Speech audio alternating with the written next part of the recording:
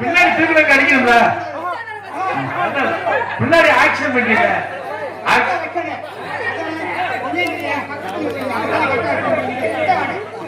கோயிலப்பா கோயிலா சாமியப்பா, கோயிலப்பா கோயிலா சாமியப்பா, எங்க கேப்டன் விஜயகாந்துக்கு ஒட்ட கூட கூட இல்லையப்பா.